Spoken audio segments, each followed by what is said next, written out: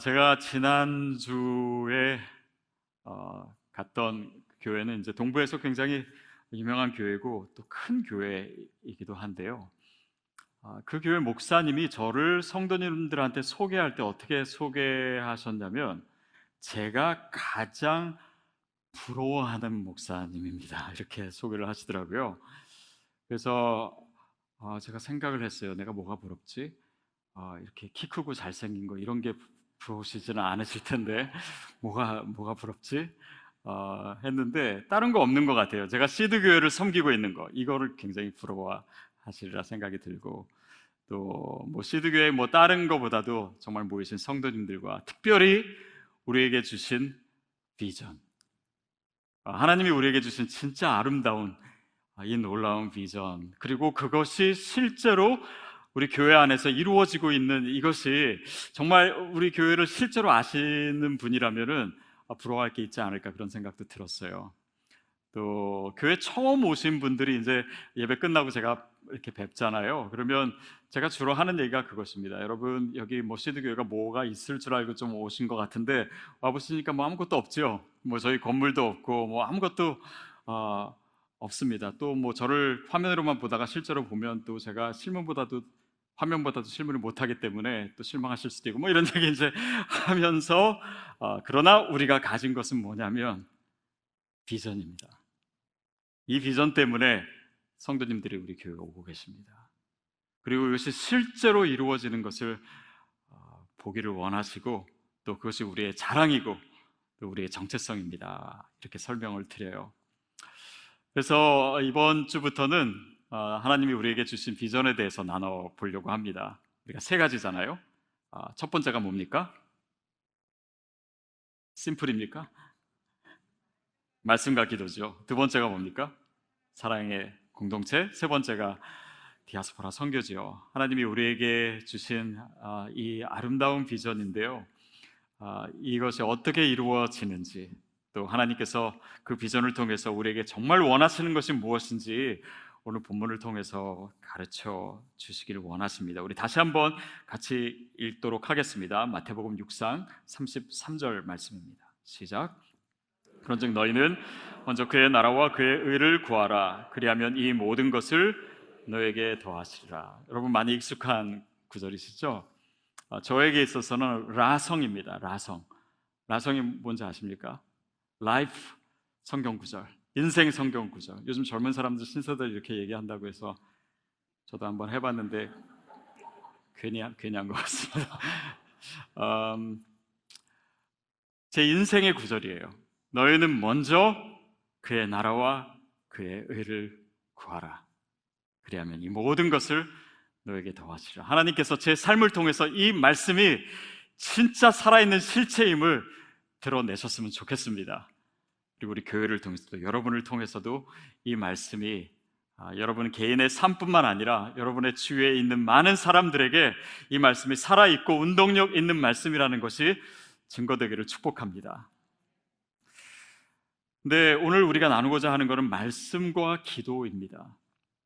말씀이다. 우리가 말씀을 생각할 때는 제일 먼저 뭐 우리가 성경 공부하는 거, 성경 읽는 거 이걸 생각해요. 근데 하나님의 말씀이 우리의 비전이다라고 하는 것은요, 단지 성경적 지식이 많아지는 것을 얘기하는 것이 아닙니다. 물론 그것도 도움이 되고 필요하지요. 그러나 그 말씀을 통해서 중요한 것은 내가 하나님의 음성을 듣는 것이 중요해요. 그 음성이 뭐냐? 그 음성을 통해서 내가 하나님의 뜻을 아는 것입니다. 하나님이 뭘 원하시는지를 아는 거예요. 그래서 너희는 먼저 그의 나라와 그의 의를 구하라 라고 하는 것은 뭡니까? 하나님의 나라가 하나님이 원하시는 거예요. 하나님이 이 땅에서 이루기를 원하시는 것이고 저와 여러분의 삶을 통해서 이 땅 가운데 펼치기를 원하시는 것이 하나님의 나라입니다. 그리고 하나님의 의, 하나님의 righteousness, 하나님이 무엇을 옳다고 하시는지, 하나님이 무엇을 좋아하시는지 그 뜻을 우리가 알고 그 말씀을 살아내는 것, 그것이 말씀이 우리의 비전인 이유입니다. 또한 기도한다라고 하는 건 뭡니까? 하나님의 말씀이 우리에게 주어졌어요. 하나님이 우리에게 계시하십니다. 그런데 그것을 단지 우리가 듣는 것이 다가 아니라 그 말씀을, 그 하나님의 뜻을 내가 구하는 것이죠. 다시 말하면 그 하나님의 뜻이 내 삶에 이루어지기를 원하는 것, 그것이 우리의 기도입니다. 기도는 내 뜻을 하나님께 관철시키는 것이 아니잖아요. 예수님이 겟세마네 동산에서 기도하실 때 어떻게 기도하셨습니까? 나의 원대로 마옵시고 아버지의 뜻대로 하옵소서. 그것이 기도입니다. 주님이 우리에게 보여주신 거예요. 다시 말하면 하나님의 뜻이 내 뜻이 아니라 내 뜻이 점점 더 하나님의 뜻에 맞춰지는 것, 하나님의 뜻이 내 삶에 이루어지는 것, 그것이 우리의 기도의 제목이고 우리의 기도의 목적입니다. 우리가 기도하는 이유예요. 그래서 결국 기도 또한 그 말씀을 내가 듣고 그 말씀대로 내가 살기 위한 것입니다. 맞죠? 우리가 설교를 마친 후에 기도하는 이유도 거기 있어요. 그 기도의 시간을 통해서 내가 회개를 하고 그 기도의 시간을 통해 내가 결단하고, 하나님, 나는 이 말씀대로 살 능력이 없습니다. 그러나 성령께서 나에게 임하시면 그 말씀대로 살 힘과 용기와 능력과 지혜를 내게 주시옵소서. 그것이 우리의 기도잖아요. 그래서 말씀과 기도는 항상 같이 있을 수밖에 없고, 그것은 결국 나로 하여금 말씀대로 살게 하는 것입니다. 결국 너희는 먼저 그의 나라와 그의 의를 구하라. 거기에요, 이 말씀과 기도가 다 녹아져 있어요. 그의 나라, 그분의 뜻, 그분이 원하시는 것, 그분이 옳다고 하시는 것, 그것을 구하라. 내가 그 말씀을 들음으로 또한 기도함으로 그 말씀이 내 삶 가운데 임하기를 원합니다. 내 삶 가운데 체험되기를 원합니다. 그 말씀이 살아있고 운동력 있음을, 그 말씀이 진리임을 내 삶을 통해서 내가 체험하기를 원합니다. 그것이 저는 우리의 신앙생활인 줄로 믿습니다. 아멘. 그렇죠. 제가 예전에 말씀드린 적이 있습니다. 근데 오늘 설교에 꼭 필요한 것 같아서 제가 다시 말씀드리고 싶은 제 경험이 있는데요. 제가 영국에 간 지 한 1년 되지 않아서 이제 IMF가 와가지고 재정적으로 굉장히 어려워졌습니다. 저희 아버지 사업도 어려워지고, 또 저를 지원하기로 했던 저희 매형 사업도 어려워지고, 뭐 결국 그것 때문에 저희 매형은 목사가 되기도 했지만은, 그렇게 어려운 상황이 있어서 주님께 늘 기도했습니다. 그리고 매일매일 큐티를 했어요. 근데 하나님이 저에게 계속해서 말씀하신 것은 나를 신뢰하라 였습니다. 신뢰하라, 나를 믿어라, 나에게 맡겨라 라고 하는데, 저는 말씀은 그렇게 묵상하면서도 늘 걱정하고, 늘 큐티 말씀하면은 그 적용 부분에 계산해가지고 숫자가 가득 차 있어요. 산수도 못하면서 맨날 숫자를 계산하니까 제 머리가 너무 복잡해져가지고 하루는 이제 큐티를 했는데 그 말씀이 마태복음 11장 28절이었어요. 수고하고 무거운 짐진 자들아 다 내게로 오라. 근데 제가 그때 이렇게 적었습니다. 주님, 저에게 무슨 짐을 덜어주시겠습니까? 그리고 또 숫자 계산하고, 그리고 이제 도서관을 나와가지고 이렇게 걷다가 그냥 제 메일박스에 갔어요. 그 당시에요, 제가 한 장학금에 어플라이를 했습니다. 그게 영국 돈으로 5,000파운드짜리였어요. 그 당시에 이제 한 8,000불 정도 되는, 저로서는 작은 돈이 아니었습니다. 근데 어플라이하고 얼마 안 돼서 제가 그 장학금이 됐다라고 하는 소식을 들었어요. 그래서 와, 잘 됐다. 그래서 이제 학교에서 공식적으로 레터가 오기를 기다리고 있었습니다. 근데 한 달이 지나고 두 달이 지났는데 편지가 안 오는 거예요. 그래서 이게 잘못된 정보였구나. 그래서 좀 실망하고 있었습니다. 근데 제가 그날 이제 메일박스를 열어봤는데 편지가 하나 와 있었는데, 열어보고 제가 깜짝 놀랐어요. 그거는 5,000파운드가 아니라 15,000파운드가 2년 동안 저한테 주어지겠다라고 하는 편지였어요. 나중에 제가 알아봤는데 이게 어떻게 된 거냐면, 제가 처음에 어플라이한 장학금이 제가 된 것이 맞는데, 거기에 있는 한 교수님이 커미티에서 이 학생은 한국 학생인데 IMF 한국이 지금 그러고 있어가지고 이 돈 갖고 안 된다. 그래서 저에게 얘기도 안 하고 학교에서 제일 큰 장학금 커미티로 옮긴 거예요. 그런 일이 있을 수가 없거든요. 근데 그렇게 해서 제가 학생들 중에 제일 불쌍하다라고 하는 이유로 그 돈을 받게 됐어요. 이제 그 15,000파운드는요, 그 당시에 학비와 생활비를 다 포함한 액수였어요. 그래서 제가 그거를 받고 하나님을 신뢰하라고 계속 말씀하셨는데 그제서야 주님을 믿게 됐습니다. 주님을 신뢰하게 됐어요. 그리고 그 말씀이 살아있음을 제가 느끼고 또 그 이후로 또 지금까지 정말 주님을 신뢰하는 삶을 살려고 노력하고 또 그래서 개척도 할 수 있었던 것이 아닌가 싶어요. 그러니까 하나님께서 우리에게 말씀하세요. 그리고 그 말씀이 내 삶의 실체임을 경험하기를 원하시고 그리고 나로 하여금 그 말씀대로 살아가기를 원하십니다. 그것이 말씀을 살아낸다라고 하는 것입니다. 그래서 결국 말씀과 기도는요, 우리의 신앙에 있어서 내가 나에게 말씀하신 그 음성을, 그 말씀을 어떻게 살아낼 것인가 라고 하는 것입니다. 저는 이 표현이 너무 좋아요. 살아낸다, live out 하는 거. 여기에는 뭔가 좀 우리의 결연한 의지가 들어있을 수 있고요, 또 우리를 향한 어떤 그런 도전이 있고요, 또 진정성이 있고 실제적이고 우리의 삶에 대한 책임감이 들어있는 표현이기 때문에 저는 이 표현이 너무 좋고, 아마 제 설교를 계속 들으시다 보면 제가 이 표현을 굉장히 많이 사용한다는 것도 아마 여러분이 아실 거예요. 근데 한번 생각해 보십시오. 하나님이 우리에게 말씀하시는 것은요, 말씀이 우리에게 주어졌다라고 하는 것은 단지 우리에게 어떤 정보를 주신 것이 아닙니다. 다시 말하면 하나님의 말씀이 나에게 주어졌다라는 것은 나에게 말씀하셨다, 즉 그분의 음성을 내가 듣는 거예요. 그 음성을 들려주시는 이유는 무엇입니까? 나로 하여금 그 음성대로 살게 하시기 위해서. 여기에 우리에게 주어진 도전이 있습니다. 여러분, 우리가 그 말씀대로 살 게 아닌데 왜 그분의 음성을 듣고 있습니까? 그분이 우리에게 말씀하신 이유는 이 말씀대로 내가 살아내기를 원하시는 건데 우리는 그냥 우리의 귀를 즐겁게 하려고 설교를 듣나요?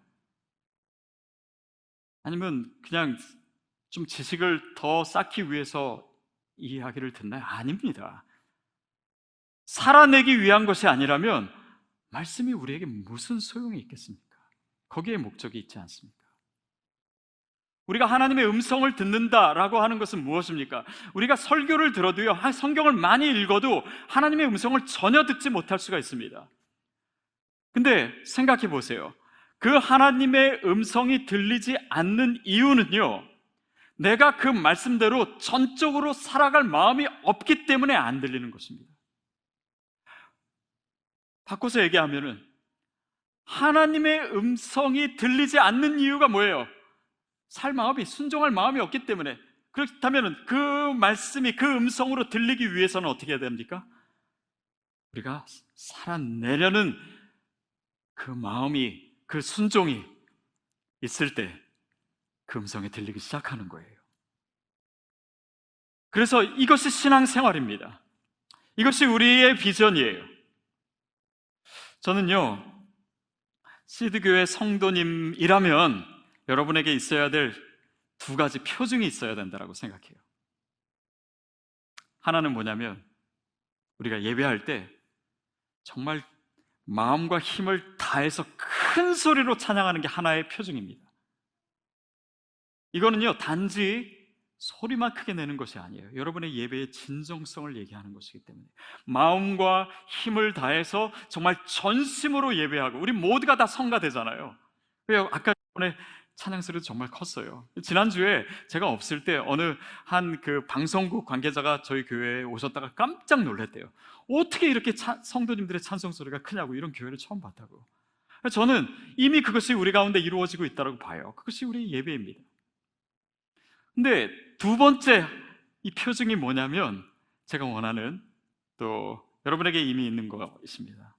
그것은 뭐냐면 시드교회 성도들은 진짜 말씀을 살아낸다. 그 교회 갔더니 그 교회 성도님들은 진짜 말씀을 살아내더라. 저는 이 이야기가 듣고 싶어요. 이것이 진짜 아닙니까?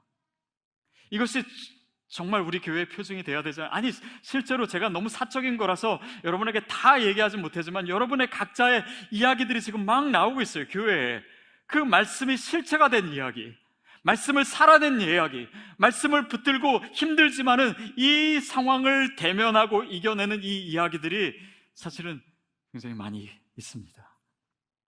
저는 이것이 시드교회 성도의 표징이 되기를 바랍니다. 증거가 되기를 바라요.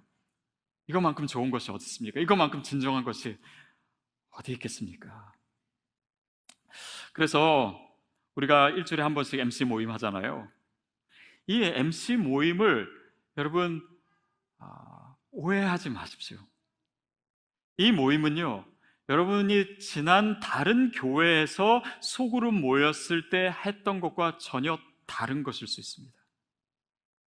이것은 교제하는 모임이 아니에요. 교제하지요. 그러나 그것이 목적이 아니에요. 성경 공부하는 모임이 아닙니다. 심지어는 함께 예배 드리는 모임도 아닙니다. 이 모임은 뭐냐면 한 주간 오늘 들은 이 주일날 들은 설교 말씀을, 하나님의 말씀을 내가 일주일 동안 씨름하면서 살아낸 것을, 그 성공과 실패를 나누는 모임이 MC 모임이에요. 이게 목적입니다. 이게 우리의 모임의 정체성이에요. 그러니까 두 가지 질문이 주어지잖아요. 그러면 이 질문을 가지고 한 주 동안 씨름하는 거예요. 마치 배추에 소금을 뿌려 놓으면은 이 배추가 막 버무려지면서 그 짠맛이 안으로 들어오듯이 그 질문과 말씀을 통해서 그 말씀이 내 삶으로 스며드는 것입니다. 내 내면으로 들어오는 거예요. 그래서 말씀이 더 말하자면 육체화되는 것입니다. 인카네이션이 거기서 일어나는 거예요. 그래서 제가 한 가지 생각한 게요, 제가 매주 드리는 질문을 좀 바꿔야 되겠다 생각했어요. 그러니까 물론 그전에도 비슷한 패턴이긴 했는데 제가 매주 질문의 내용을 바꾸다 보니까요, 첫 번째는 그 말씀의 메시지를 질문 안에 담다 보니까 문제가 때로 어려워져요. 그래서 그것도 그렇고, 두 번째 더 중요한 거는 질문이 계속 바뀌니까요, 성도님들이 그 질문을 살아가면서 기억하질 못해요. 기억합니까? 아닐걸요 아마. 그래서 이제는 문제가 똑같을 거예요. 뭐냐면 첫 번째, 여태까지도 그런 내용이었어요. 이번 주어진 말씀을 통해서 내 삶의 경험에 있었던 것이 뭔가, 그러니까 뭐 오늘 말씀을 살아낸 경험이 뭐 이거에 대해서 나누면 내가 과거에 내 말씀이 내가 실체가 된 그 경험들, 그걸 나누는 거예요. 1번입니다. 이건 1번은 사실은 어떤 그런 인트로덕터리한 거예요. 그냥 대화를 오픈하고자 하는 것이죠. 두 번째가 진짜잖아요. 두 번째는 뭐냐면 내가 이 말씀을 한 주 동안 어떻게 살아냈는가, 이 말씀이 어떻게 내 삶의 실체가 되었는가, 내가 어떻게 순종했는가, 어떻게 내가 실천했는가, 이것을 나누고 서로 격려하고 축복하고 서로를 위해서 기도하는 것이 그 나눔의 목적입니다. 시드교회 MC예요. MC의 본질입니다. 그래서 그렇게 우리가 살아내다 보면요, 결국 우리가 하나님의 나라에 초점이 맞춰지게 돼요. 하나님이 원하시는 것에, 그 원하시는 삶을 우리가 실제로 조금씩 살게 됩니다. 그리고 그분의 의를 구하게 돼요. 그것을 구하게 되고 그것을 기도하게 되고 그렇게 살고 싶고, 그러는 동안 내가 말씀을 살아내게 되는 것입니다. 이것이 시드교회예요. 시드교회에서 가장 중요하다고 하는 MC의 본질입니다. 그래서 최근에 제가 오늘 성도님 댁에 신방 갔더니 그분이 그렇게 얘기하시더라고요. 제가 이제 시드교회를 알겠습니다. 시드교회는 말씀을 살아내는 교회입니다. 이렇게 얘기하시더라고요. 정말 맞다고, 장로님이 이제 목회하셔도 되겠다고 제가 그렇게 얘기했어요. 그것이 우리의 본질이기 때문이에요. 여러분이 실제로 그렇게 살아가고 계시는 분들이 계속해서 나오고 있어요. 하나님의 나라를, 그전엔 내 구원밖에 모르던 그분들이 정말 이 땅의 교회들을 품게 되고 디아스포라를 품게 되고 내 삶이 선교사임을 알게 되고 내 삶의 자리가 예배의 자리임을 알게 되고 그분의 뜻을 구하고 그분의 나라를 구하고 살아나는 분들이 계속해서 일어서고 있습니다. 이것이 우리의 기회의 비전이 이루어져 가고 있는 것이고 우리가 한 걸음 한 걸음 가고 있는 거예요. 자, 그래서 우리가 그 말씀을 살아낼 때, 하나님의 나라와 그 의를 구할 때 어떻게 되냐면요, 이 모든 것을 너희에게 더하시리라. 저는 이 말씀을 우리가 체험하게 되기를 바랍니다. 이 모든 것을 너희에게 더하시리라. 말씀대로 살면 하나님이 이 모든 것을 더해 주신다. 신명기 28장에 보면요, 모세가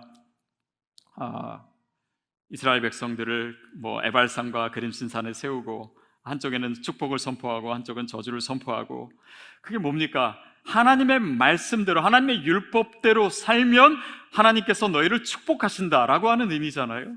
근데 이거는 단지 신명기 28장의 얘기가 아니라 구약성서 전체의 얘기입니다. 이스라엘 백성들이 하나님의 말씀을 지키고 순종할 때 하나님께서 그들을 하나님의 백성으로 세우시고 그들을 통해서 계획하신 하나님의 그 구원의 계획을 이루시고 축복하시는 그 이야기가 구약 이야기잖아요. 그러니까 어떻게 보면요, 우리가 하나님의 말씀대로 살아가면 이 모든 것을 더하신다라고 하는 것은요, 기복신앙이 아닙니다. 이것은 어떤 내가 이렇게 살았기 때문에 하나님 뭔가를 주시는 보상이 아니에요. 이것은 성경의 원리이고 너무나 자연스러운 것입니다. 그리고 하나님이 우리의 삶을 그 궤도에 올리기를 원하세요. 물론 우리가 말씀대로 살았다고 내가 원한 대로 다 된다라는 건 아닙니다. 그러나 하나님의 선한 계획 가운데 그 모든 것이 합력하여 선을 이루게 되고 하나님의 그 계획과 그 축복의 궤도 속으로 우리가 들어갈 수 있습니다. 그것이 하나님의 약속이에요. 그래서 이 모든 것을 너에게 더하시리라 라고 하신 그 말씀이 오늘 저와 여러분의 삶에서 체험되기를 축복합니다. 제가 지난주에 그래서 뉴저지에 갔는데요, 그 집회 가기 전에 저희 사촌 형님한테 연락이 왔어요. 저도 몰랐었는데 그분이 제가 가는 그 교회를 다니고 계신 거예요. 그리고 그 자녀들도 다 그 교회를 다니고. 근데 저희 사촌, 외가 쪽 사촌 형님 중에 이제 제일 큰 형님인데, 이분이 이제 선교 사역을 오래 하시고 또 목사이시고 또 지금도 큰 형님이든 연세가 저보다 훨씬 높아요. 70대 중반이세요. 근데 지금도 그 말라위 선교를 하십니다. 그래서 거기 가서 이제 그 가족들을 다 만났어요. 만나서 식사도 하면서 보니까 이제 그 형님의 자녀들이 이제 제 조카들이잖아요. 걔네들이 나랑 그렇게 저랑 나이 차이가 많이 나지 않고 애들을 다 낳았는데 애들이 저를 만나자마자 저를 할아버지라고 부르더라고요. 제가 깜짝 놀랐어요. 제가 할아버지더라고요. 그렇게 해서 이제 교제를 하고 왔는데요. 이 형님과 만나서 참 좋았던 것이 저희 할머니에 대한 기억을, 제가 가기 전에 전전주에 저희 할머니 얘기를 잠깐 했었잖아요. 근데 할머니에 대한 추억을 같이 나눌 수 있어서 좋았고, 그 공동된 추억 중에 할머니는 늘 그냥 성경을 읽으시는 분이셨어요. 그리고 기도하실 때 늘 하나님과 정말 대화하는 것 같은 기도를 하셨어요. 혼자 기도하실 때도 그렇고 또 우리가 함께 기도하실 때도 그랬고. 그래서 할머니의 삶도 어떻게 보면 말씀과 기도더라고요. 근데 이제 그렇게 교제를 하다가 제가 돌아오는 날 이 형님이 저를 굳이 이제 공항에 데려다 주시겠다고 그렇게 해서 같이 공항에 왔습니다. 그래서 이제 이상훈 목사님이랑 저랑 이제 공항에 같이 앉아 있는데, 그때 잠깐 시간이 있어서 이분이 하나 간증을 저한테 말씀하시더라고요. 이게 뭐냐면 30년 전 일입니다. 30년 전. 그분이 이제 쿠웨이트 선교사로 갔다가 한국에 돌아왔을 때 어느 날 한 통의 전화를 받았대요. 근데 그 아버지, 그러니까 저희 사촌 형님의 아버지 이름 또 할아버지 이름을 알고 계시고 또 누가 맞으시죠? 누가 맞으시죠? 이렇게 얘기하시면서 저는 지금 전라도 광주에서 이 형님을 만나기 위해서 왔습니다. 혹시 만날 수 있습니까? 그래서 만났대요. 만나자마자 이분이 이 가방에서 뭔가 서류 봉투에서 서류를 꺼내시는데 굉장히 두꺼운 서류 봉투래요. 그걸 보여주는데 그게 다 땅 문서이고, 그 땅 문서의 이름이 그러니까 저희 외할아버지 이름, 그리고 돌아가신 저희 큰 삼촌, 그러니까 이 형님의 아버지죠. 그러니까 장손이시거든요. 그래서 그 아버지 이름으로 되어 있는 거예요. 근데 저희 외할아버지는 1945년도에 돌아가셨고, 젊은 나이에. 그리고 저희 큰 삼촌도 50대 초반에 돌아가셨어요. 그리고 이 아들 맏아들인 이 형님도 쿠웨이트에 선교사 갔기 때문에 이 땅 주인을 찾으려고 하는데 그동안 찾을 수가 없었던 것입니다. 근데 알아보니까 이 땅이 그 광주에 굉장히 요지에 있고 굉장히 넓은 땅인데, 그 당시에 30년 전의 가격으로 400억 정도가 되는 땅이었대요. 그래서 이분도 깜짝 놀란 거죠. 근데 이 땅 주인이 없다고 해서 다른 분들이 지금 이 땅을 차지하려고 하기 때문에 이거를 법적으로 해결을 해야 됩니다. 그래서 변호사를 선임하고 그 일을 진행했대요. 그러니까 이 소식을 이제 가족에게 알리니까는 이제 가족들이 이제 모인 자리에서 이 형님이 그때 무슨 얘기를 하셨냐면, 이 땅을 해서 우리가 팔게 되면은 이 굉장히 큰 돈인데 이걸 어떻게 할 것인가? 이것을 통해서 먼저 광주 시내에 교회를 짓겠습니다. 그리고 우리 친척들, 그러니까 뭐 저희 어머니를 포함해서 그 칠남매에게 어느 정도 해가지고 집을 한 채씩 해드리고, 또 자녀들이 돈이 없어서 공부하는 일이 없도록 자녀의 학비를 제가 도와드리겠습니다. 왜냐하면 그 당시 법으로 하면은요, 이 모든 재산은 장손이 다 갖게 되어 있었다고 하더라고요. 그렇게 해서 이제 재판을 진행하는데 한 가지 문제가 생겼습니다. 그건 뭐냐면, 이게 이제 저희 할아버지 그 윗때부터 내려오던 땅이었는데, 저희 큰 삼촌이 장손인 줄 알았는데 저희 큰 삼촌의 형님이 계셨고, 그 형님의 아들이 있는데 사실적으로는 거기가 종손이라는 거예요. 근데 그분은 어렸을 때 다른 가정의 양자로 가게 돼가지고 족보에는 남아있지 않는 아들이 있었다는 것입니다. 그리고 그분이 이 사실을 알게 돼서 이 땅의 소유권을 주장하는 거예요.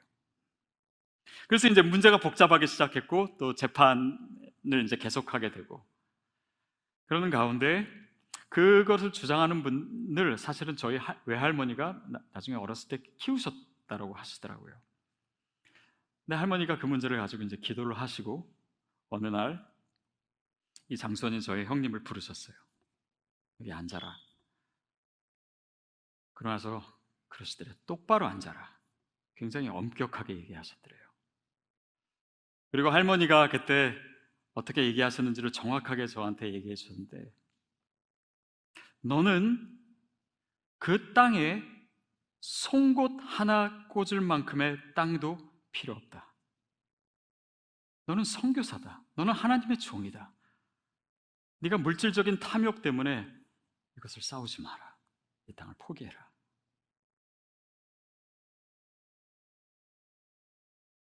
그래서 포기하셨대요. 그리고 왜냐면 저희 할머니가 정말 그러고도 남을 뿐이거든요. 그리고 이 형님도 정말 그것을 하나님의 음성으로 받아들이고, 그래서 자신과 재판으로 싸우던 그 분을 찾아갔대요. 찾아갔더니 또 막 경계하면서 그것이 자기 땅인 이유를 막 얘기하시길래, 형님, 제가 싸우려고 온 거 아닙니다. 제가 손 털려고 왔습니다. 이렇게 얘기해서 제가 더 이상 그 땅에 개입하지 않겠습니다 하고 끝났대요. 제가 그 얘기를 들었을 때 그 사촌 형님에게 이렇게 얘기했습니다. 정말 할머니 보고 싶다고, 그리고 할머니라면 정말 그러고도 남으셨을 거라고, 그리고 형님도 참 대단하시다고. 근데 형님, 교회 세우신다고 했는데요, 지금 우리 모든 자손들이 예수 잘 믿고 있고, 거기서 목사도 나오고 선교사도 이렇게 많이 나왔는데, 그 건물로 지은 교회보다도 훨씬 더 좋은 교회가 된 거 아닙니까? 집 한 채씩 해주신다 그랬는데 지금 집 없이 못 사는 사람 없고, 그런 거 보니까 집도 다 주신 거 아닙니까? 그리고 형님, 그 장학금 전 받았습니다. 제가 아까 해드린 얘기를 그분한테 해드렸어요. 생각해보니까 하나님이 다 주셨더라고요.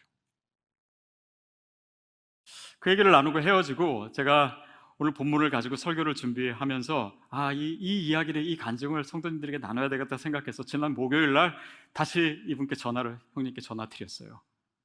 그러고 나서 이런저런 얘기하고 얘기도 다시 듣고 그때 이거 결단하기가 정말 쉽지 않았을 텐데, 제가 그런 얘기 했더니 그분이 뭐라고 하셨냐면, 제가 다 적어놨어요. 믿음으로 하니까 고뇌가 없어지더라.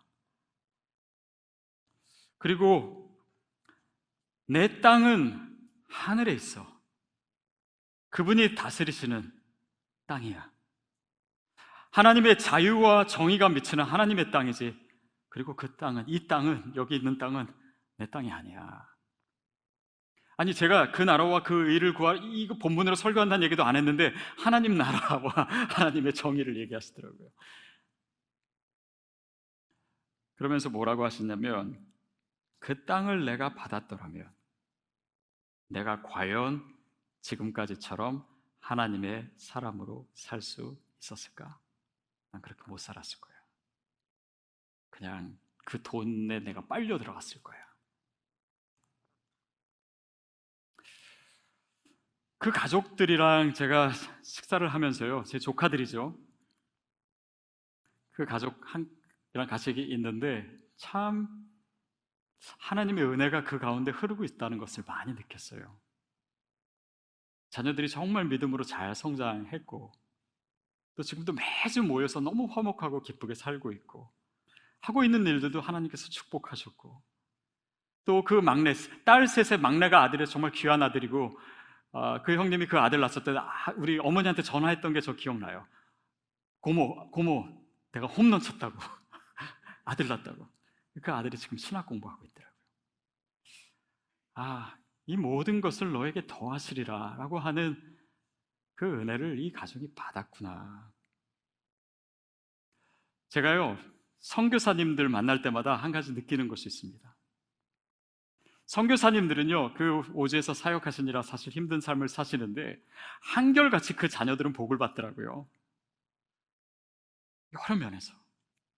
근데 생각해 보니까 선교사 자녀들은요, 이미 막 언어도 막 여러 개 하는 애들도 많고, 정말 멀티랭귀얼한 애들도 많고, 또 여러 나라에 살아가지고 정말 국제적인 감각도 어려서부터 그냥 있고, 또 힘든 상황에도 있어 봤기 때문에 이 아들이 정말 온실 같은 데서 자란 아이들 같지도 않고, 또 부모가 늘 다른 사람 섬기고 도와주고 그런 일 하는 것도 같이 하면서 자랐기 때문에 이 아이들이 잘 될 수밖에 없더라고요. 축복이구나. 선교사 자녀들이 축복이구나. 그러면서 제가 생각한 것은요, 우리 성도님들이 말씀을 살아내고 정말 세상 속에서 선교사로 살아가는 삶을 살 때 하나님이 우리의 자녀들을 엄청나게 축복하시겠구나. 여러분, 이것이 이 모든 것을 너에게 더하시리라 말씀하신 그 말씀의 실체입니다. 이 복을 저와 여러분이 놓치지 않기를 바랍니다. 이 복을 여러분 착하게 산다고 남에게 양보하지 마세요. 이 축복을 누리셔야 됩니다. 이것이 그의 나라와 그의 의를 구하는 삶이고, 이 모든 것을 너희에게 더하시리라 라고 하는 말씀을 살아내는 것입니다. 그 은혜와 축복이 저와 여러분에게 차고 넘치기를 주님의 이름으로 축복합니다.